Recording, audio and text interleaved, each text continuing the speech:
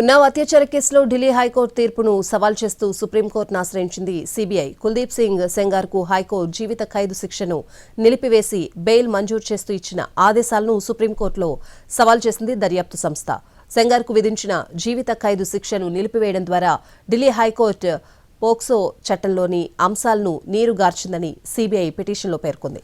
చిన్నారి లైంగిక దాడి కేసు కావడంతో పోక్సో చట్టానికి ఉద్దేశపూర్వకంగా వ్యాఖ్యానాన్ని హైకోర్టు విస్మరించిందని దర్యాప్తు సంస్థ చెబుతోంది. కేవలం దీర్ఘకాల కారాగార శిక్ష అనుభవించడాన్న కారణంతోనే ఇటువంటి హేయమైన నేరాల్లో శిక్ష నిలిపివేయడం సమంజసం కాదని సీబీఐ ఆర్గ్యుమెంట్స్ వినిపించాలని భావిస్తోంది.